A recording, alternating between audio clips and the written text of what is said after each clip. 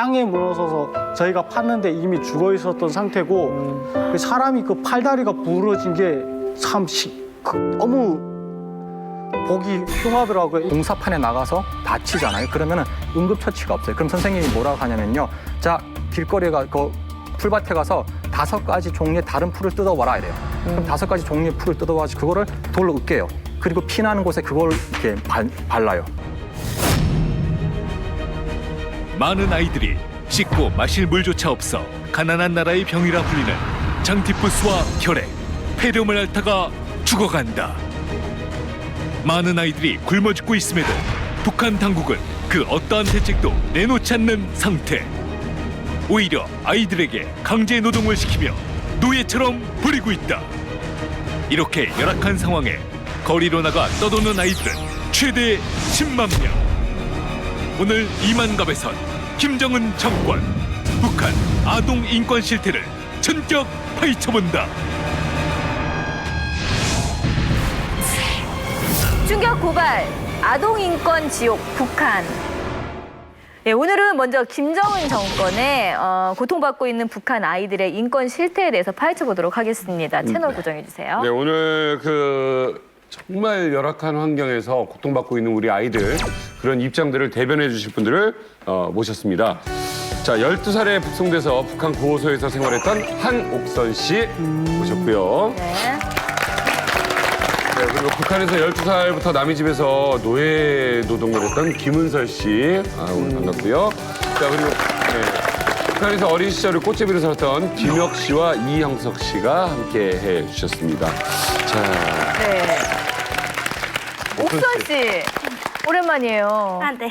지난번에 북한 구호소 이야기로 굉장히 우리를 마음 아프게 하셨어요. 예. 배가 고픈데 그 배를 못 채우고 극심한 노동에 시달리니까 배는 더 고프고 하니까 그게 제일 힘들었고 그러니까 노동을 하고 들어와요. 그럼 1시간쯤 이렇게 허락받고 나갈 수 있는데 나가면 쓰레기장 가기 바빠요. 근데 쓰레기장 가서 먹을 게 없나 이러고 엄청 쓰레기장 뒤지는데 먹을 게 당연히 없죠. 쓰레기장에 음식물 쓰레기 안 버리니까 그냥 과자 같은 거 먹다 버리거든요. 그럼 그 과자 봉지를 주워서 냄새가 안 맡잖아요. 그거 막 혀로 핥고 그러다가 돌아다니면 살구철이면 그러니까 사람들이 살구를 먹으면 씨를 버리는 분들도 계세요. 서성이다 주변 서성이다가 살구씨 버리면 그거 주워가지고 돌로 깨서 먹고. 우리 옥선 씨가 정말 과거에 겪었던 거는 너무 기가 막힌 수준인데 지금 뭐 얘기 들었지만 너무 밝고 예뻐요. 은설 씨는 북한에서 네. 됐죠? 저는 이제 머슴살이를 했잖아요. 머슴살이를 하면서도 이제 꽃집이나 다름 없었거든요. 길 가다가 이제 옥수수 뻥튀기가 이제 풀려져 있는 거예요. 그걸 막 가서 막 마음 같아서는 빨리 가서 줘 먹고 싶은데 이제 사람이 많으니까 우리가 사람이 아예 없을 때 가서 주워서 먹곤 했었거든요. 그리고 이제 장마당 가게 되면 이제 뭐 조갯살이라던가 견과류 그런 거를 되게 많이 진열해 놓고 팔아요. 근데 이제 돈은 없고 배는 고픈데 이거 얼마예요? 라고 그냥 괜히 물어보면서 그래서 이제 손으로 한 손으로 해서 한두 개씩 싹 훔쳐서 이제 그래서 먹곤 했었거든요. 기가 막히네요. 정말 옛날 생활하면 머슴 생활을 했어요. 머슴 생활. 자, 지금 북한에서 배가 고파서 겪었던 아주 서러운 경험, 그리고 또 뭐 꽃제비 생활, 오늘 하나하나 아주 정말 가슴 시린 그 충격적인 증언들 오늘 이어지겠습니다. 예, 먼저 김혁 씨. 한국에서 최초로 꽃제비에 관한 논문을 썼다. 뭐 이런 얘기는 들었거든요. 어쩌다가 꽃제비 생활을 하게 됐나요? 제가 꽃제비 생활을 한 거는 7살부터인데요. 1989년이었고요. 7살에 집을 나오셨어요? 네. 그래서 7살부터 집을 뛰쳐나가면서 끊임없이 잡혀 들어오고 또 잡혀 들어오면 또 다시 도망치고 이걸 반복을 했고요. 겨울에 추우면 어떻게 해요? 영양실조일 때는 맞아도 이 맞는 아픔을 잘 모르고 그러니까 감각이 무뎌지기 때문에 반응을 못 하는 거죠. 네. 그러니까 잠도 굉장히 많이 자게 되고 영양이 부족하기 때문에 계속 잠만 자게 되는. 그러다가 이제 겨울 같은 경우에는 온도 조절을 잘못해서 이제 좀 미지근한 곳에 가서 구멍 파고 들어가서 자다 보면은 얼어 죽는 친구들도 많아요. 어떡해. 요즘 꽃제비들이 그때보다 좀 더 상황이 심해진 것 같아요. 그 이유는 2000년도 초반쯤에 이민반 회의를 열었는데 당적으로 그런 회의가 나왔어요. 꽃제비들을 데려다가 장기 밀매를 당하고 하기 때문에 모르는 어른들이 뭘 주면서 가자고 하면 절대 따라가지도 말고 네, 이렇게 하면서 밤 늦게 돌아다니지 말라는 그런 회의가 있었거든요. 그래서 제가 그때 지금 꽃제비들이 이제 장기 밀매를 당하는구나. 그러니까 이자 좀 전의 얘기는 이제 꽃제비들이 살아가는 데서 이제 겪는 이제 그런 거를 또 한 수위도를 높여서 이제는 중국 쪽에서 장기 밀매로 팔아먹는다 이런 사실을 알게 된 거죠. 그리고 제가 중국에서 또 살 때 꽃제비 신분으로 중국인한테 이제 신부로 팔려온 애들이 있었는데 남자가 한 40살 정도가 됐는데 애가 14살짜리 애가 신부로 팔려. 그래서 제가 중학교 1학년이죠. 네, 그때 그 애를 어떻게 네, 좀 구해줬었는데 걔가 끝내 어디로 갔는지 도망을 갔는데 몰라요. 지금 한국에 왔을지도 모르겠고 근데 걔가 꽃제비 출신이었어요. 자, 아무튼 이 경우 너무너무 처참한데, 자, 김혁 씨. 지금 상황도 꽃제비들 뭐 이 상황은 열악하겠죠? 사실 요즘 꽃제비들 경우에는 가장 큰 문제가 범죄에 이용을 된다는 겁니다. 그 범죄에 굉장히 많이 이용이 되는데 그 예컨대 대표적으로 우리가 보면은 마약 만 한다든지 지난번에 말씀드린 것처럼 이제 하몽이라고 하는 공간이 마약을 생산하는 데 상당히 큰 역할을 하는 지역이에요. 때문에 하몽에서 무산이나 혹은 온성 지역으로 국경 지역까지 마약을 나릅니다. 꽃제비는 통제로부터 벗어나 있는 친구들, 다시 말해서 잘 숨어 다닐 수 있는 친구들이기 때문에 더더욱 범죄에 악용이 되는 거죠. 그러니까 저희가 90년대 초반에는 이제 꽃제비들이 되게 구걸하고 빌어먹는 그런 수준이었고 조직화가 그렇게 잘 안 돼 있었어요. 근데 지금은 그때 꽃제비 친구들이 제 나이 또래거든요. 30대, 20대 후반 이런 친구들이에요. 근데 이런 친구들이 시장에 있는 상인들과 협업을 하는 거예요. 옛날에는 훔치는 존재에서 이제는 공생 관계로 발전을 하는 거예요. 제가 한국에 왔을 때 왕초라는 영화를 봤어요. 보고 나서 이거 완전 내 이야기네. 그렇게 정말 놀랐어요. 예, 꽃제비로 생활하고 있는 북한 아동 인권은 여전히 나아지지가 않고 있어요. 예, 최악의 정말 상황인 것 같습니다. 이보다 더 심각한 일을 겪으신 분이 또 이곳에 나와 있습니다. 북한 고아원에서 무려 7년 동안 생활했던 이위력 씨를 소개합니다. 네, 안녕하세요.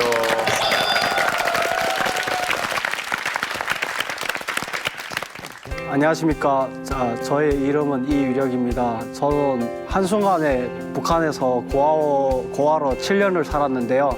저 인생에서 그래프를 그려보면 제일 힘들었던 시기가 고아원에서 살았던 7년입니다. 그 이야기를 오늘 해보도록 하겠습니다. 네. 뭐 깜깜하게 잘생겼고 멋있어요. 어깨가 뭐 이건 뭐 탱크 친 것 같은데 아니 어쩌다가 이렇게 위력 씨는 고아원에 들어가게 된 겁니까? 그 아버지가 보안을 하셨습니다. 어렸을 때. 네, 아버지가 보안을 하면서 이런 법에 어긋나는 행동을 하는 사람들을 조금 도와주시다가 하루아침에 없어지셨어요. 그 후 어머니도 중국으로 이렇게 돈 벌러 간다고 가셨던 게 그게 팔려간 거였고 하루아침에 누나하고 제가 고아가 되었습니다. 아버지는 그냥 실종. 네, 그런데 그 소문에 의하면 뭐 정치범 수용소에 갔다는 소문인데 저 눈으로 정확히 보지 못해가지고 그때가 몇 살 때예요? 그때가 저 8살 때인데요. 누나는? 네, 누나는 10살 때였습니다. 제가 8살 되던 해에 그렇게 부모님을 잃고 한 몇 개월 정도 있다가 고아원에 들어갔어요. 고아원에 딱 들어가니까 아이들이 까맣잡잡하고 눈만 반짝반짝하고 넥타이를 메고 밥 먹으러 간대요. 근데 줄을 딱 섰더라고요. 선생님이 앞으로 가! 선생님 그때 노래가 아직도 기억나는데 불러도 되나요? 네네네. 우리 가슴에 펄펄 날려라 소년다 붉은 넥타이 장군님 품에 억세게 자란 우리는 소녀군이다며 착착 이렇게 가는 거예요. 이거 무슨 장군님 품에 억세게 자라기는 뭐다 이렇게 눈만 싹 들어가가지고 있는데 밥을 주는데 묵직가루라고 혹시 아세요? 네? 묵직가루라고 옥수수 가루가 있습니다. 짝강냉이를 만들고 남는 그런 가루가 있는데 뭐로요? 뭐로 만들어요? 아, 옥수수 먹고 나서 그 대 얘기하는 거예요? 아니 옥수수를 아니고 갈아서 가루를 쌀을 볶고 그 망가루도 또 보드라운 거 볶고 그 위에 뜨는 거 거친가루. 제 이런 거 뜨는 거 제일 그거- 못 먹는 네 옥수수 누까지라면 나가는 그래서. 그겁니다. 네, 묵직가루 밥을 주는 거예요. 그래서 먹는 건데. 그 밥을 제자리에 앉아서 딱 앉았습니다. 근데 그때 줬던 밥이 백김치하고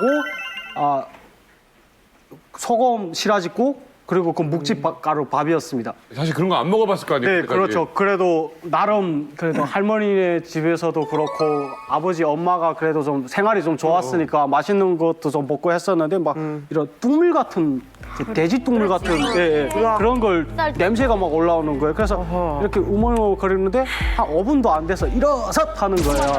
그러니까 밥 먹을 시간이 끝났다고 일어서라는 거예요. 근데 또 일어서는데 저 혼자 밥그릇에 저가 먹지 못했던 밥이 있었어요. 근데 옆에 애들 보니까 눈이 굴리기 눈알 알 굴리기를 하는 거예요. 눈알이 돌아가기 시작하는 거예요. 그 저 밥을 남은 밥을 보고. 먹으려고?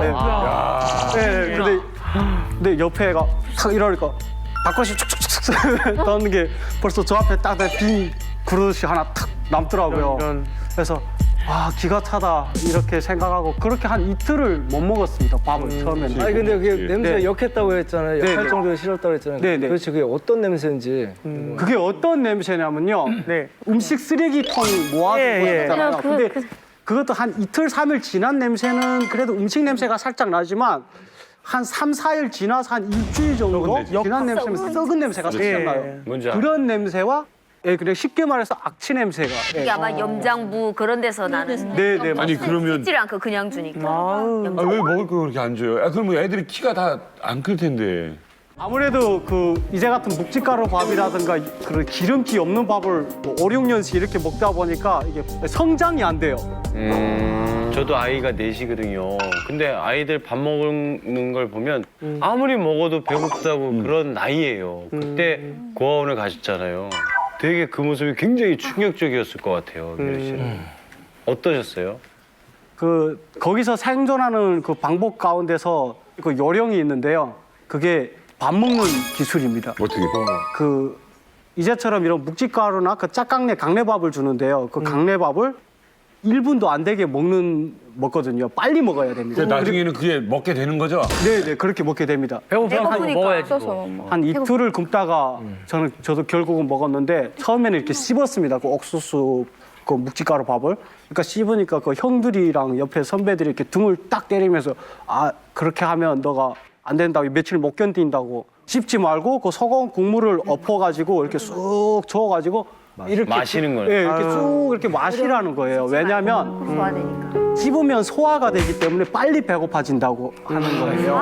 그래서 소화를 시키면 안 되고 그대로 먹어서 장시간 가야 그게 다음 끼까지 버틸 수 있다 이렇게 말하더라고요. 아니 그러니까 마시고 먹어 뭐 이런 게 없는 거네. 식사가 아니네요, 그건. 뭐 젓가락으로 이렇게 뭐 이것처럼 먹는 일반 식사가 아니죠. 그냥 밥그릇에 국물을 쏟고 이렇게 쑥 마시고 그냥 앉아서 기다리죠.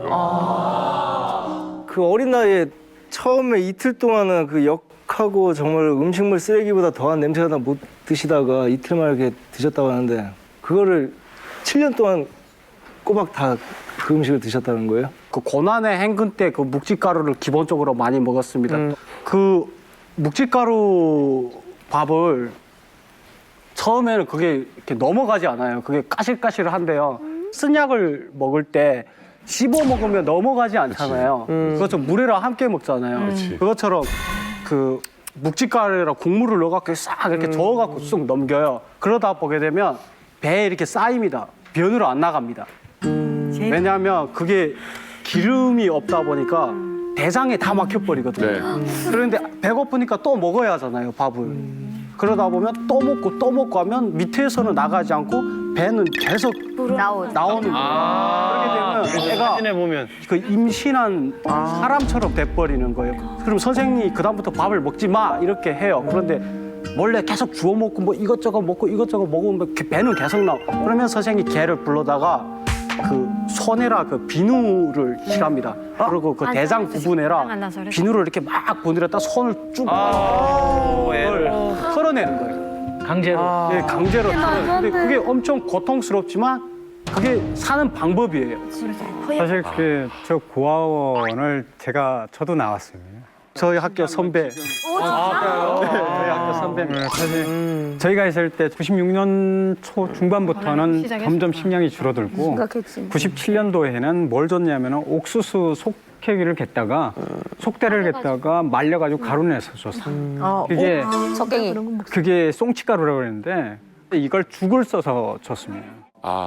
그래서 변비가 많이 일어나고 변비 많이 일어나면서 소화가 안 되니까 당시에 죽었던 애들이 97년 여름에 여럿이 있었죠. 굉장히 많았습니다, 사실.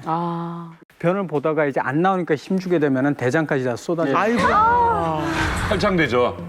그러니까 관장약도 제대로 쓰지 않는 거예요. 네, 자, 지금 뭐 이야기 듣다 보니까 너무 기가 막힙니다. 네, 먹을 게 없어서 옥수수 심지거든요. 그 옥수수 심지를 갈아 먹었다는 게 정말 충격적인데 사실 그게 뭔지 송죽 씨한테 부탁을 해서요. 저희가 북한 고아원에서 먹는다는 송치가루 식량을 한번 준비해봤습니다.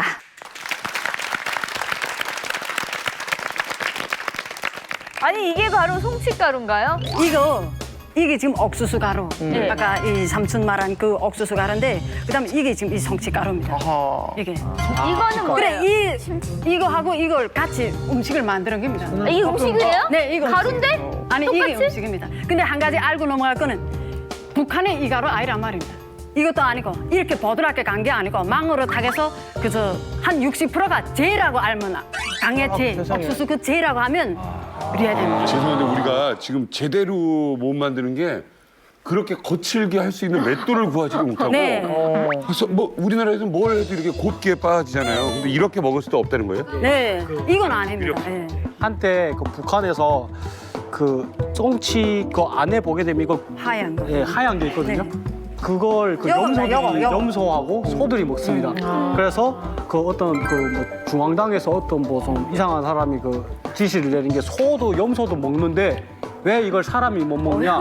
식량이 없으니까 그것만 먹어라 했는데 이것만이 이렇게 식재료가 되지 않으니까 여기랑 묵직가루. 근데 저가 먹었던 거는 이렇게 부드러운 게 아니고 조금 알갱이가 살짝 섞인 이런 옥수수 가루였는데 지금 만든 게 이거보다 살짝 거친 음식이에요. 자, 민용 씨. 아주 조금씩.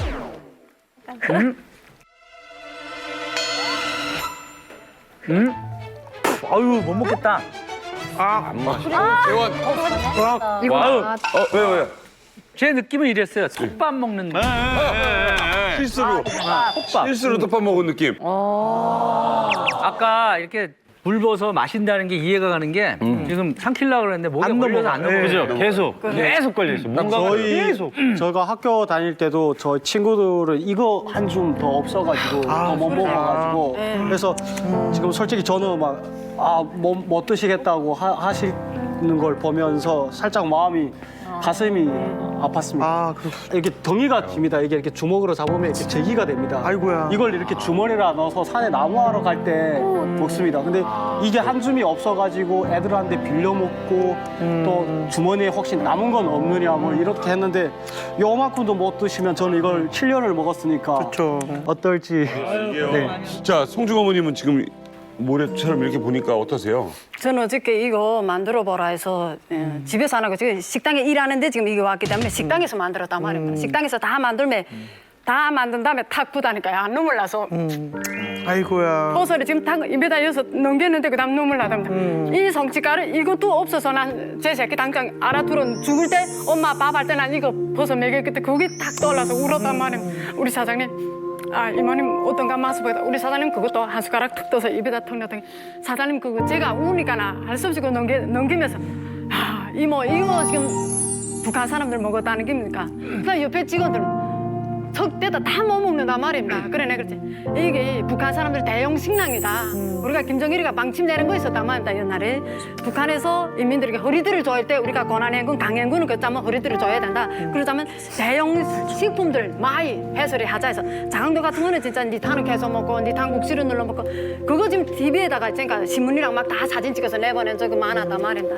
그 생각나니까 야 이게 내 진짜 몇 년 만에 다시 먹으니까 제가 야 진짜 각오를 해도 너무 가슴이 아파서 내 여기서 열심히 살아서 다시는 이런 진짜 이걸 다시 먹는 생활을 되풀이지 않게 내 살아야 되겠다는 걸 느끼게 됐습니다. 어저께 진짜. 얼마나 울었는지 모른다 내가 먹어보다가 진짜. 아유, 미력 씨 참 사실 이거 고생하셨습니다. 지금 여기 맛보기 전에 그래도 사람 먹는 건데 먹을 수 있는 거겠지라는 생각을 했는데 전혀 아닌 것 같아요. 이거는 지금 말도 안 되는 겁니다. 지금 현재도 이거를 먹는 아이들이 있다는 거죠.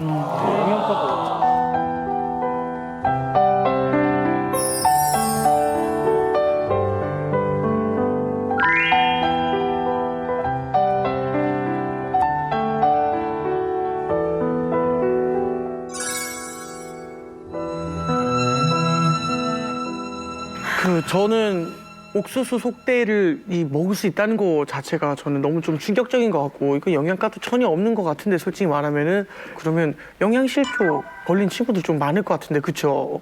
네, 맞습니다. 네. 영양실조 걸렸다는 말은 저한테는 너무 익숙한 설이거든요. 허약.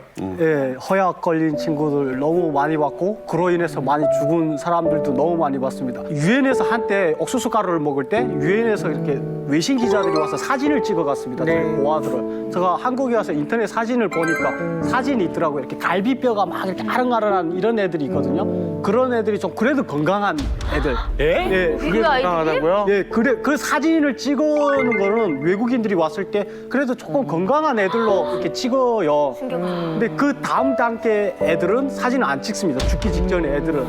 그래서 그런 사진을 보고 외국인들이 충격을 받아서 지원을 했는데 그 지원을 했었던 게 중국 월병이었습니다. 혹시 월병을 아십니까? 네. 빵같이 생긴. 네, 맞습니다.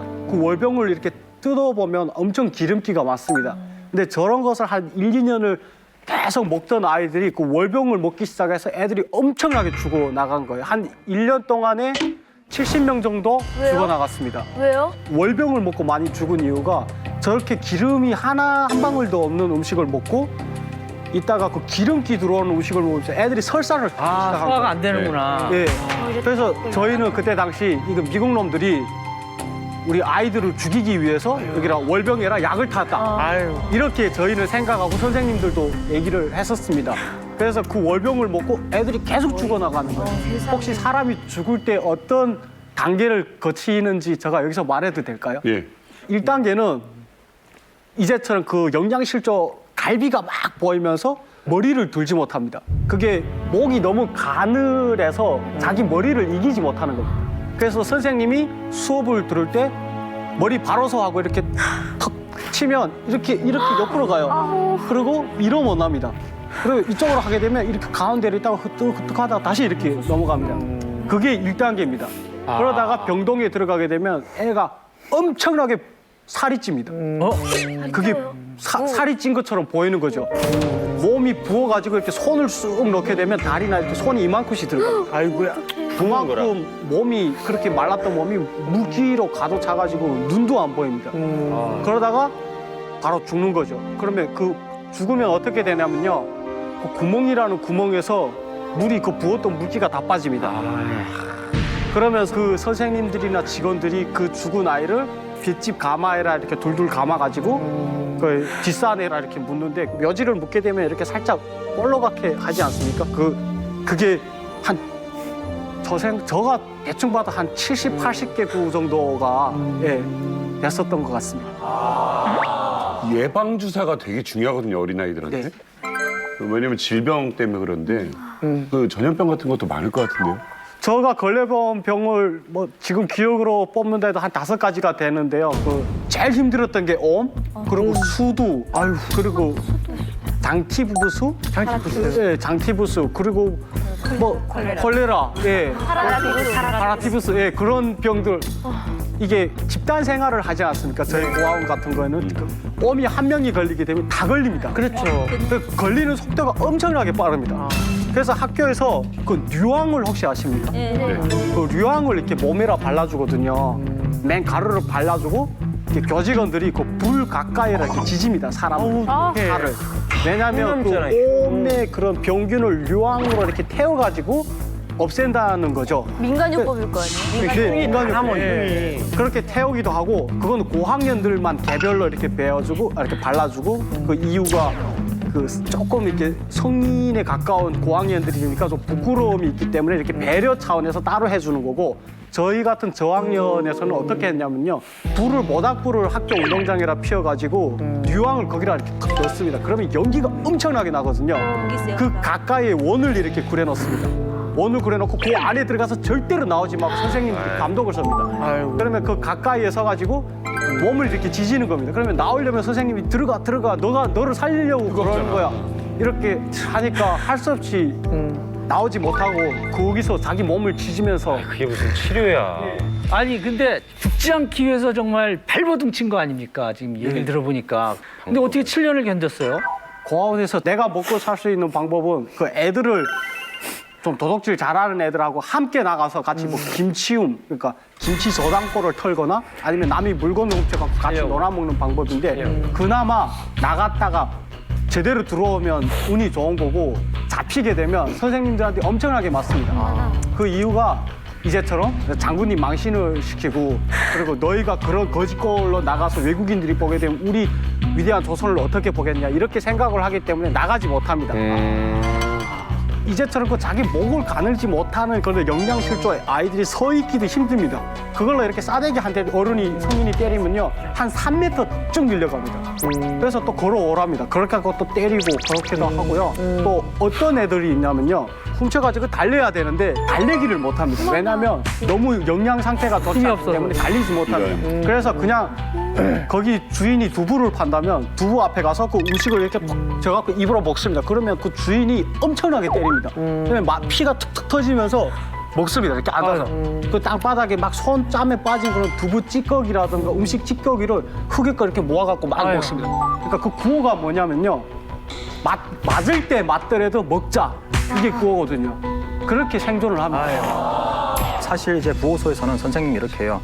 좀 손이 빠르거나 좀 달리기를 잘하는 친구, 북한에서는 쓰리락 그러는데 소매치기를 말하는 건데 그런 걸 잘하는 친구들한테 그냥 대놓고 이렇게 해요. 가서 담배하고 술 좀 가져와라. 가서 담배하고 술 좀 가져와라. 그럼 이 친구들은 돈이 없거든요. 그럼 이 친구들이 밖에 나가서 하는 일이 시장에 가서 소매치기를 하는 거예요. 그래 그거를 가져와 선생님한테 주는 거예요. 그럼 선생님은 그 친구들한테요 뭐 하냐면은 어려운 일을 안 시켜요. 쉬운 일을 시키는 거예요. 사실은 제가 이제 구호소에 잡혀 들어갈 때 친구들하고 같이 잡혀 들어갔었거든요. 그때 6명이었는데 상당히 소매치기를 잘했어요. 그러다 보니까 선생님이 그걸 안 거예요. 그 소장이, 구호소 소장이. 그래가지고 그 친구들한테 너희 3명은 나가고 3명은 여기 있어. 왜냐면은 인질인 거예요. 그래가지고 이 3명이 나가가지고요. 정말 담배, 꽈배기, 그리고 술. 이걸 엄청 훔쳐온 거예요. 그렇게 해가지고 나중에 저희가 구호소 그 선생님들한테 신임을 얻었어요. 그래서 저희들에 대한 감시가 좀 느슨할 때 저 같은 경우는 이제 탈출을 한 거죠. 친구들하고 같이. 그 형석 씨는 그 3명 중에 소매치기 단이었어요? 아니면 인질이었어요? 저는 인질이었어요. 근데 제가 안에서 작전을 짰죠. 왜냐하면 니네가 메인이었네. 많이 가져오면 가져올수록 우리가 탈출할 수 있는 그 기간이 짧아지니까 최대한 많이 가져와라. 그리고 최대한 신임을 얻자. 그리고 이제 어느 날 정해서 우리가 튀자. 그래서 6명 다 저희가 안전하게 도망했죠. 저도 구호소에 있었잖아요. 근데 구호소에 있을 때 저는 북송돼서 간 거잖아요. 북송돼서 가서 딱 들어가니까 선생님들이 엄청 사람 취급 안 하는 거예요. 나라를 배신하고. 정말. 막 어떤 나라? 너의 부모님은 뭐 사람이냐 이러면서 너는 그 새끼한테 낳았으니까 너도 똑같은 막 연이라고 막 이렇게 얘기하는 거예요. 그래가지고 거기서는 저는 소매치기 할 줄도 모르니까 잘 보여야 되잖아요. 그러니까 죽을 만큼 일만 했어요. 살아남으려고. 안 그래도 나는 미움을 받는데 안 그래도 사람 치고 아예 못 받는데 일까지 못하면 그냥 저는 정말 아예 살 수가 없거든요. 그래서 내가 정말 힘든데 일을 죽으려고 진짜 죽으려고 잘 보려고 엄청 했어요. 쉬지도 않고. 그래서 결국에는 일을 엄청 많이 하니까 나중에는 일은 잘하네 이러면서 선생님들이 그런 적이 있었어요. 저는 그렇게 생활하고. 그렇게 생각하시면 될 것 같아요. 북한 고아들은요 사람이 아닙니다. 그 이유가요 맞아서 죽어도 특별한 법적 대응이 없고요 굶어서 죽어도 특별한 법적 대응이 없습니다. 그 이유가 민원을 제기할 사람이 없습니다. 학부형이 있으면 옆에서 왜 내 아들이 죽었냐, 왜 내 딸이 죽었냐 이렇게 말할 사람이라도 있지만 저희 같은 신분에서는 부모가 없다는 이유로서 죽어도 그냥 병보로 죽었다, 앓다가 죽었다, 맞아 죽어도 그렇게 결론이 나서 뒷산에 묵히는 겁니다. 북한에 이제 고아원하고 구호소가 있거든요. 근데 구호소는 꽃제비들이 잡히면은 수용되는 곳이에요. 그곳에서 그 수용하는 사람들이 혹시 부모가 있냐 물어봤을 때 부모가 없다 그러면 고아원에 보내지는 거예요.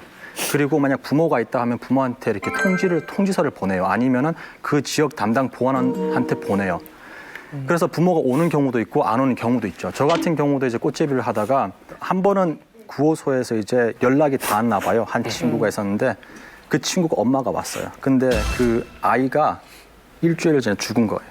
그래서 우리 아이 어디 있냐니까 그 구호소 소장도 말을 못하고 저희도 말을 못하는 거예요. 그래서 제 친구들끼리 이제 옆에 가서 저 뒷산에 있습니다 했어요. 근데 어머니가 가더니요 맨손으로 땅을 파는 거예요. 땅을 파는데 손에 막 피가 나요.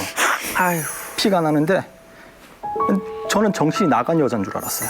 그래서 내가 장사 갔다가 오겠다고 했는데 일주일 후에 근데 왜 집을 나가가지고 여기에서 지금 죽어 있느냐 엄마가 그러더라고요. 그래서 그걸 보는데 뭐 어떻게 아무 말도 저희는 못했어요. 그래서 그런 경우가 사실은 구호소에서 한 2개월, 3개월 살다 보면요. 엄마가 왔다가 자기 자식 무덤만 확인하고 가요. 차라리 구호소에 안 들어가는 게 맞아요. 그래서 저희는 이제 구호소를 무덤이라 불러요. 아니 이게 저도 아이가 있으니까 너무 끔찍한 일 같은데 저는 더 무서운 건 이렇게 애들 같은 경우는 많이 살아보지 않았기 때문에 자기가 보는 게 전부잖아요. 그러면 아, 내 친구가 죽고 내 친구가 저러고 있고 이러면 그게 내 미래로 보일 수도 있고 위력 씨도 고아원에서 그렇게 죽어나가는 친구들을 보면서 그런 마음이 많이 들었겠어요. 그게 담담합니다. 그 이유가 내가 안 죽은 것에 진짜 감사하고요. 다음날 아침에 일어나면 아, 나 살았다. 그리고 아침 조회를 할 때 옆에서 그 교직원들 위해 가지고 이렇게 실려나가는 시체를 보면서 내가 죽지 않았으니까 다행이다.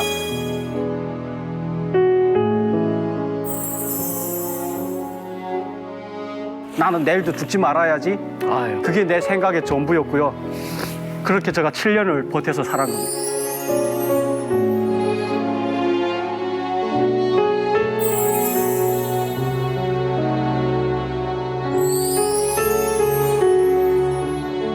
들으면 들을수록 피가 거꾸로 솟는 기분이실 겁니다. 아마 시청자 여러분들도 깜짝 놀라실 텐데. 진짜 얘기만 들어도 너무 참혹한데요. 북한 어린이들의 이 처참한 상황이 이게 다가 아니라고 합니다. 강제 노동으로 노예와 같은 삶을 살고 있다고 하는데요. 저희가 그 영상을 아주 어렵게 구해봤습니다. 함께 보시죠.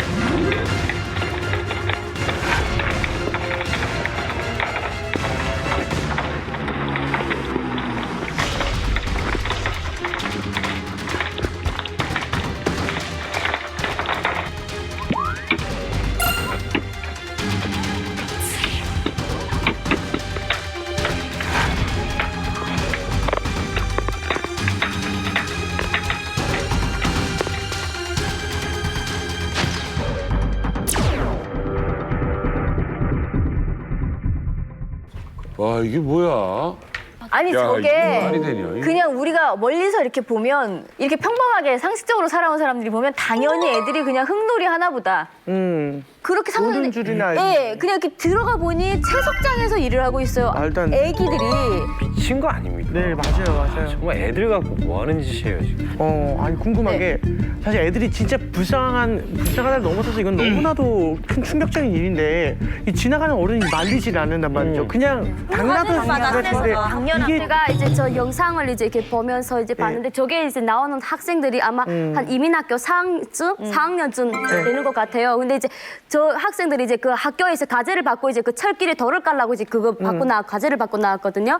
근데 딱 거기보다도 여기 학생들 되게 작은데요? 1학년도 안 되죠? 아니 솔직히 북한에서는 이제 먹지 못했기 때문에 키가 못 자라거든요. 네, 못 자라기 때문에 저렇게 돼 보여도 이제 저 학생들이 이제 모래라든가 돌매를 나를 때 보면 여기 진짜 큰 학생들보다 훨씬 더 힘을 많이 써요. 예. 저 옷차림이나 이런 걸로 봐서는 모자를 쓰거나 하는 걸로 봐서는 뭐 고아원이나 여기는 아닌 것 같고요. 이게 일반 학교예요. 일반. 저 동영상에서 보셨듯이 제가 저기서 작업하는 일을 제가 직접 겪었거든요. 저기 철도를 당간부가 어느새 와서 이제 그거 시찰하고 이제 갈 수도 있기 때문에 꽃밭처럼 가꾸라고 하는데 저기 큰 돌을 있으면 이제 저기서 보셨다시피 이게 망치로 이제 큰 돌을 깨서 이제 잔잔하게 만들고 그러다가 이제 담임 선생님이 이제 도시락을 싸우라고 해요. 근데 이제 거기서 이제 좀 잘 살거나 중간쯤 사는 애들은 이제 도시락을 싸우는데 아예 그 도시락을 싸우질 못하는 형편이 좀 어려운 집은 이제 도시락을 못 싸우는 거죠. 그래서 이제 하루 종일 굶으면서 이제 담임 선생님이 그 구간을 내어준 거를 자기가 이제 다 해야 되는 거죠.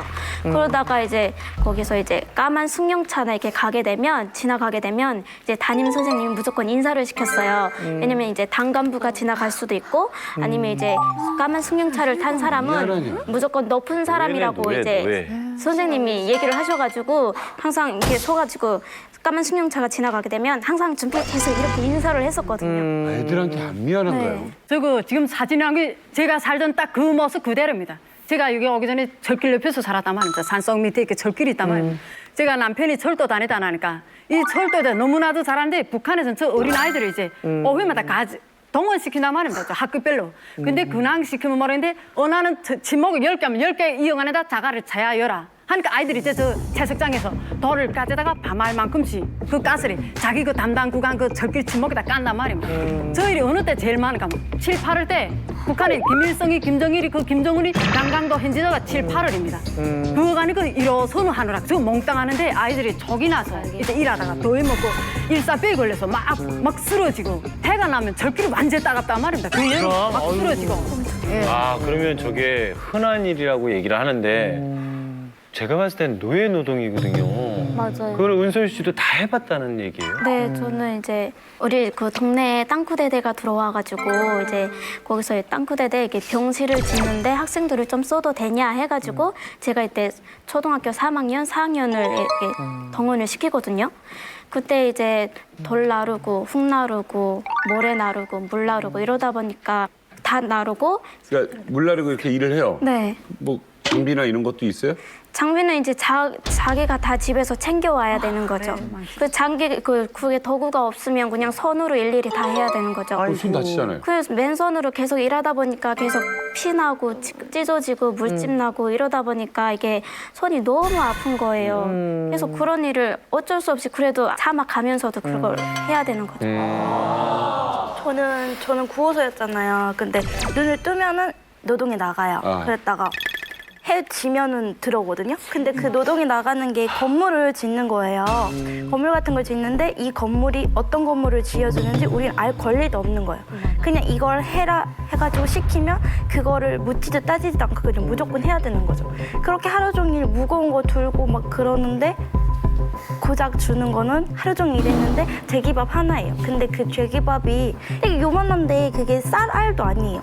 되게 쌀알도 아니어서 먹어도 먹은 느낌이 안 나고 영양가도 없고 근데 그걸 먹고 그 무거운 짐을 나누고 계속 일을 해야 되는 그러니까 저 같은 경우도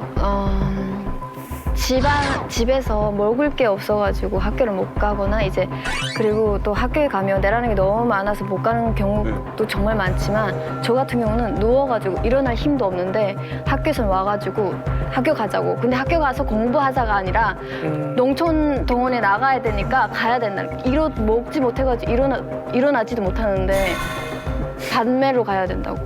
그러니까 학교 일도 힘들지만 구호소는 더 힘들고 거기다 고아원은 더 힘들어요. 네, 고아원에서 한 일은? 고아원에서 제일 많이 했던 일은 첫 번째로 꼽으라면 김매기였고요. 두 번째로는 나무하기 겨울에. 그리고 세 번째는 제일 잊혀지지 않는 게 세 번째인데 토피 찍기였습니다. 그게 뭐예요? 그게 뭐냐면요. 진흙하고 볏짚을 섞어가지고 이렇게 물로 적셔가지고 이렇게 벽돌을 찍어내는 거예요. 담 쌀 때 필요한 애들이에요? 네, 저희 뭐 요만한 애부터 시작해서 그건 다 할 수 있거든요. 키가 작으면 작을수록 더 할 일이 많아요. 왜냐하면 땅굴에 들어가야 하거든요. 그 이유가 흙 찾아내려고? 네, 진흙이라는 게 이렇게 땅 파면 무조건 있는 게 아니고 진흙이 이런 층이 있습니다. 그 진흙 층에 들어가서 그 파는데 키가 작고 더 왜소하면 왜소할수록 더 파기 쉽습니다. 그래서 꺾갱이 같은 걸 이렇게 들고 한 명이 들어가서 호미 같은 걸 들고 들어가서 그 층에서 막 긁어서 이렇게 발로 이렇게 막 밀어내면 다른 친구가 가운데서 그걸 또 이렇게 연결해서 받으라고 합니다. 아, 좁을 거 아닙니까? 네, 좁기 때문에 조금은 애들이 들어가요. 그게 무너질 수도 있잖아요. 그래서 무너져가지고 저희 친구들이 많이 죽은 친구들인데 당국이 이걸 그냥 가만히 보고만 있는가 어떤 조치를 취하거나 그런 게 전혀 없나요? 북한 당국이 아이들을 그렇게 키우는 거죠. 당국이 아이들을 그렇게 키우는 거죠. 당중앙위원회를 목숨으로 사수하는 총과 폭탄이 되자 이런 구호가 있어요. 미쳤어. 그러니까 자기 목숨을 버려가지고 나라를 위해서 이제 목숨을 던지는 거죠. 그리고 또 한 가지 뭐냐면요. 이게 애들이 공사판에 나가서 다치잖아요. 그러면은 응급처치가 없어요. 그럼 선생님이 뭐라고 하냐면요. 자, 길거리에 풀밭에 가서 5가지 종류의 다른 풀을 뜯어와라 이래요. 그럼 5가지 종류의 풀을 뜯어와서 그거를 돌로 으깨요. 그리고 피나는 곳에 그걸 이렇게 발라요. 그걸 이렇게 잡고 있는 거죠. 그러면 피가 또 멈춰요. 들으면 들을수록 정말 북한 아동 인권 실태가 정말 화가 납니다. 뭐 화가 난다고밖에 표현이 안 되는데 이번에는 탈북 미녀들이 어릴 때 직접 겪은 충격적인 증언들 한번 들어볼 텐데요. 함께 보시죠. 나는 12살 때 꽃제비 예술단에 끌려갔다.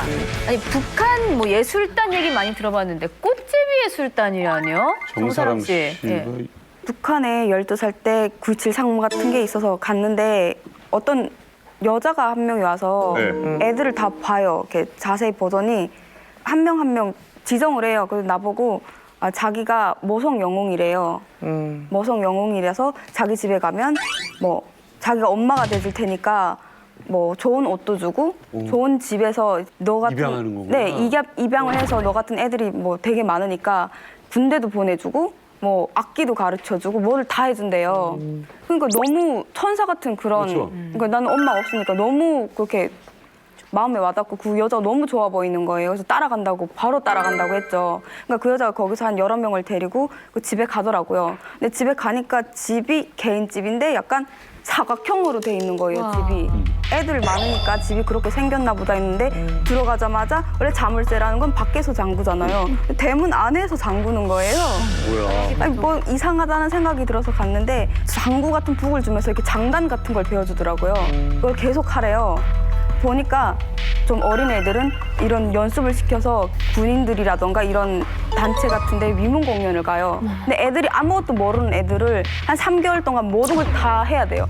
막 앉아 하루에 2시간 자고 북, 만담, 노래, 뭐 춤 다 시키거든요. 군대를 보내고 이렇게 나라에 보여주고 비춰지는 거는 막 나라를 위해서 헌신하는 그런 어머니 상이니까 나라에서 영웅 칭호를 받고 위대한 영장을 모시어라는 기록 영화도 찍었어요. 오늘 얘기를 들으면서요 계속 제 아이의 얼굴이 똑같이 말씀하는데 떠올라가지고 충격과 분노가 굉장히 많이 올라왔었거든요. 근데 저는 사랑 씨가 거기에서 얼마나 오래 계셨는지 그게 궁금하거든요. 어느 정도 있었습니까?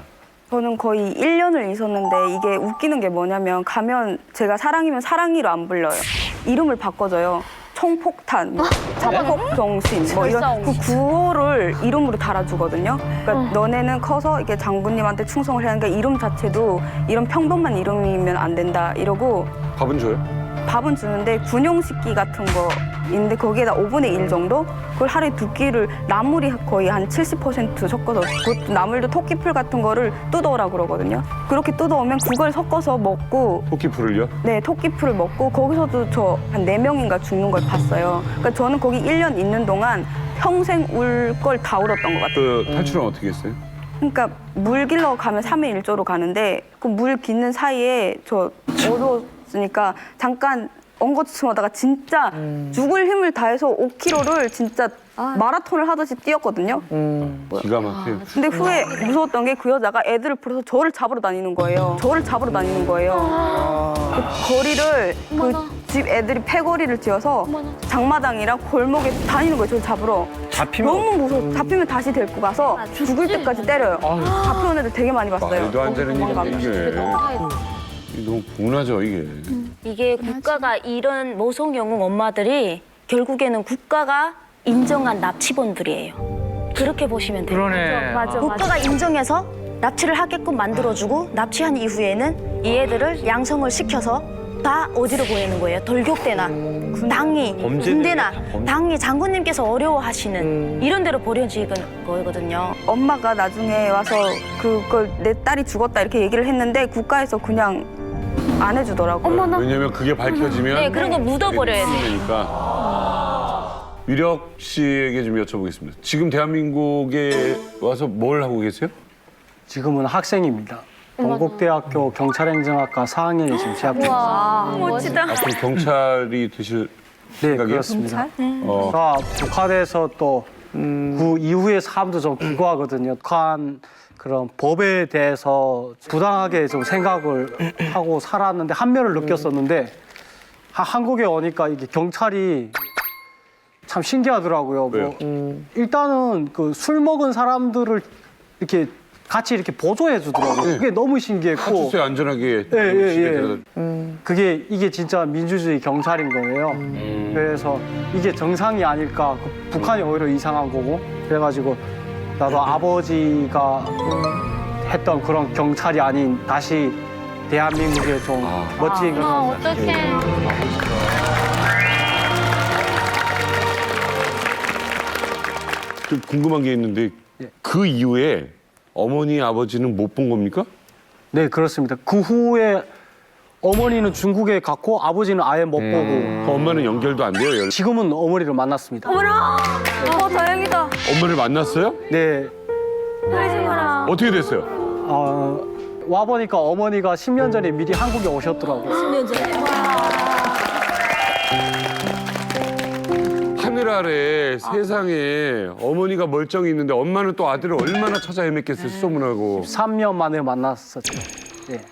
얼마나. 위력 씨. 제가 제일 처음에 어머니를 만났을 때 너무 작더라고요. 그게 8살 때 어머니하고 헤어져가지고 어머니가 엄청 컸었거든요. 저를 한 품에 안아줬었는데 국정원에서 어머니가 오셨는데 너무 왜소하신 거예요. 저보다 너무 작으신 거예요. 그게 왜 이렇게 작아지셨지 이런 생각이 들었습니다. 처음에 봤었을 때. 그리고 너무 서먹서먹한 감정도 들었었고. 그럼 어색하고. 네.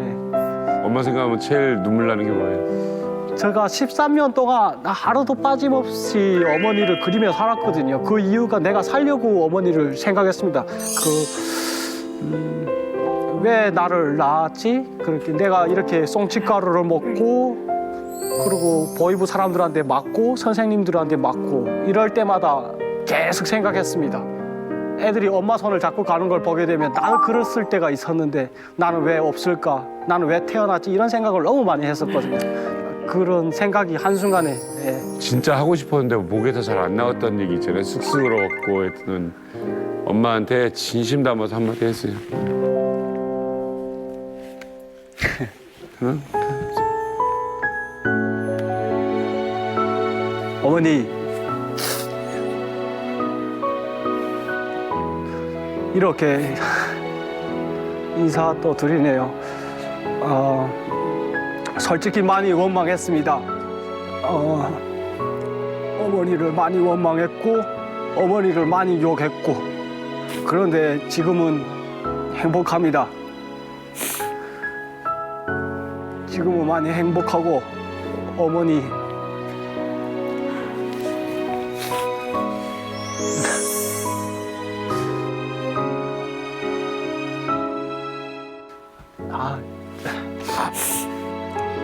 그런데요, 제가 7년 전에 어머니 품에 안겼을 때 너무 작은 어머니를 보면서 그 원망했던 마음이 한순간에 지워졌습니다. 어머니 얼굴에 주름과 그리고 자식 때문에 밥 한 술 못 들고 13년 동안 그리웠을 어머니를 생각하니까 제가 생각했던 건 아무것도 아니라는 생각을 했었습니다. 앞으로 꼭 경찰이 되어서 성공을 해가지고 어머니를 모시고 매일매일 행복하게 사는 날이 올 거라고 생각을 합니다.